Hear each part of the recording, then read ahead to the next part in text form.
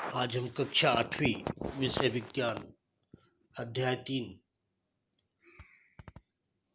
पर चर्चा करेंगे, जिसमें पढ़ेंगे संश्लेषित रेशे और प्लास्टिक। इस पर हमने नायलॉन पर चर्चा करी थी कि नायलॉन का जो एक तार है वह इस्पात के तार से अधिक मजबूत होता है। आइए इसको क्रियाकलाप 1 में देखते हैं। एक क्लैंप युक्त लोहे का स्टैंड लीजिए।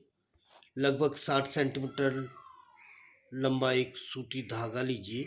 इसे क्लैंप से बांध दीजिए जिससे यह स्वतंत्र रूप से लटक जाए, जैसा कि आपको चित्र 5 में प्रदर्शित किया गया है।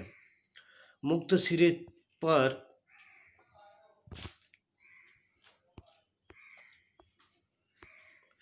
एक हुक लगा पलड़ा बांध दीजिए जिसमें बाट रखे जा सके। पलड़े में एक एक करके बाट रखते जाना है आपको, और जब तक रखना है जब तक कि धागा टूट न जाए। धागे को तोड़ने हेतु आवश्यक कुल भार को आपको लिख लेना है।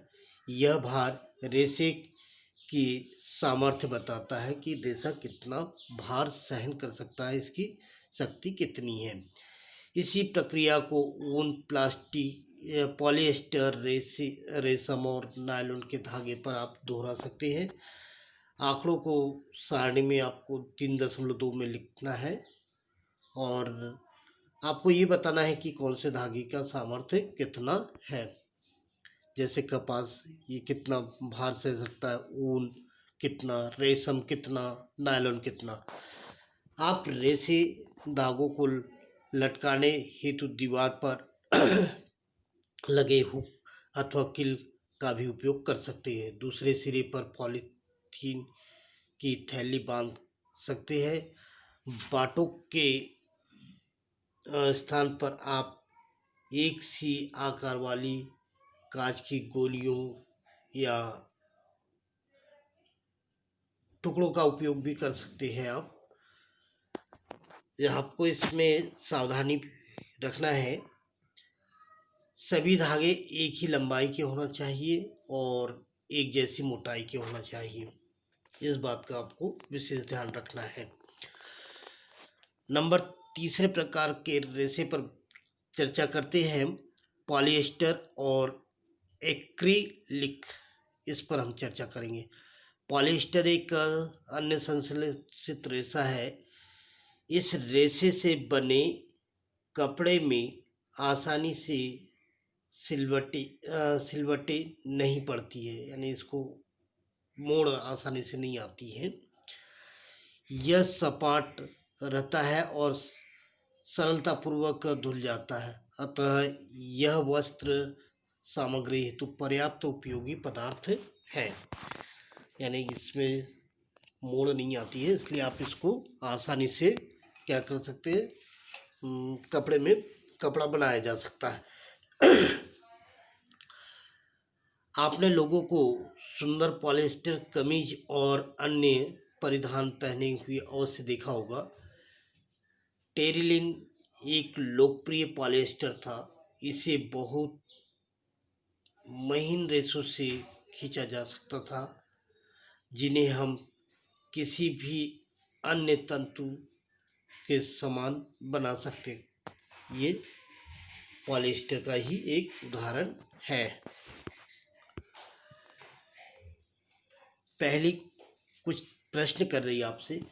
मेरी माँ जल के लिए सदैव पेस्ट, बोतलें और चावल तथा चीनी संलयन के लिए पेस्ट जार खरीदती है। मैं जानने के लिए उत्सुक हूँ कि आखिर यह पेस्ट क्या है। इस पर पहली आप लोगों से कुछ प्रश्न पूछ रही है। चलिए इसके प्रश्न का समाधान करने के लिए हम आगे देखते हैं। पेस्ट, पॉली एथिलीन टरथेलेट एक बहुत सुपरिचित प्रकार का पॉलिएस्टर है। इसका उपयोग बोतलें, बर्तन, फिल्म, तार और अन्य बहुत से उपयोगी उत्पाद के निर्माण में किया जाता है। चारों ओर अगर दृष्टि आप घुमाते हैं तो पॉलिएस्टर से निर्मित बहुत सारी वस्तुएं आपको दिखाई देगी। पॉलिएस्टर यानी पॉली प्लस एस्टर, वास्तव में ये एक रसायन है जो एस्टर कहलाता है।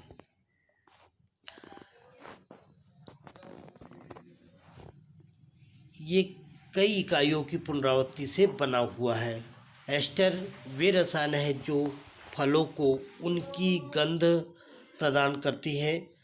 निर्मित कपड़े पॉलीकॉट, पॉलीवुल, टेरिकॉट आदि नामों से इसे जाना जाता है। जैसा कि नाम सुझाते हैं, ये कपड़े दो प्रकार के रेशों को मिलाकर बनाए जाते हैं। पॉलीकॉट पॉलिएस्टर और कपास का मिश्रण है।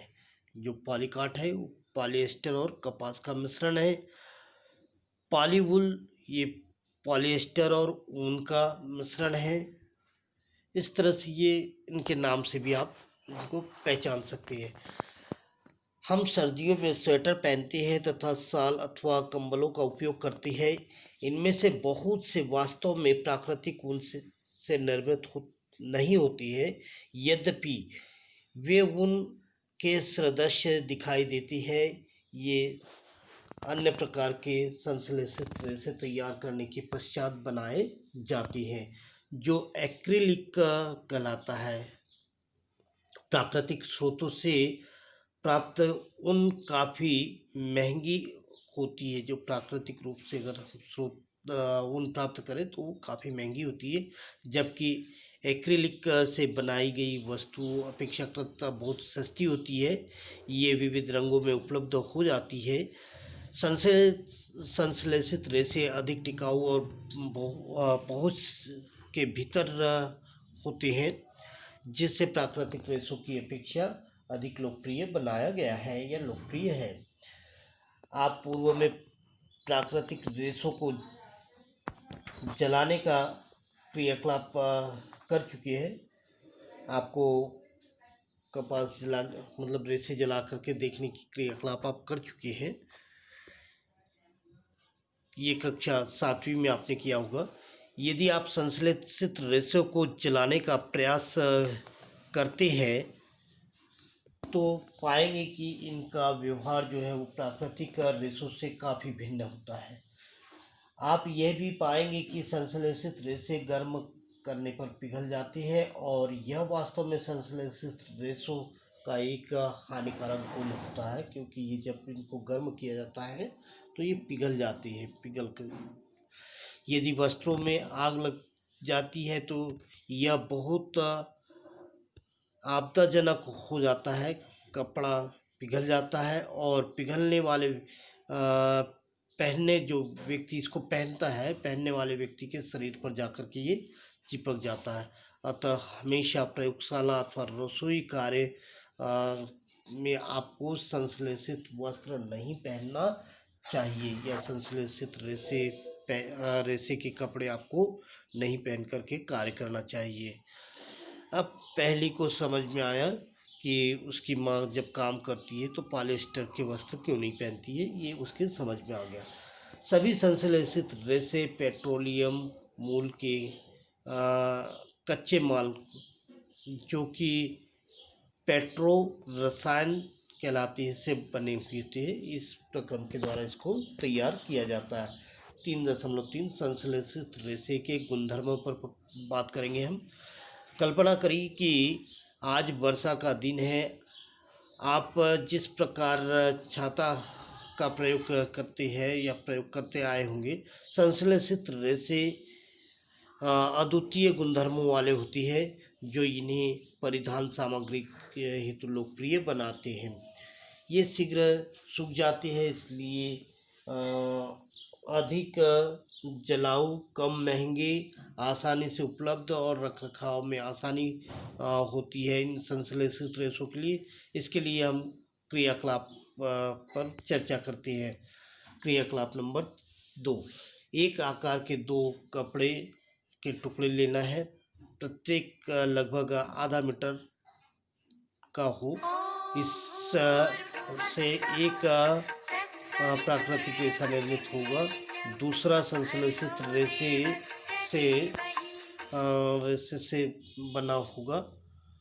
इन टुकड़ों के चयन हेतु अपने माता पिता की आप मदद कर ले सकती हैं। टुकड़ों को पृथक पृथक बीकर में डालना है आपको, और उसके बाद उनको जल भर जाए तो 5 मिनट के बाद आप इसको निकाल करके सूखने के लिए धूप में रख दीजिए। देखिए कि किसका जल्दी कौन सा कपड़ा जल्दी सूखता है। क्या संश्लेषित रेशे प्राकृतिक रेशों की अपेक्षा कम जल सोखते हैं?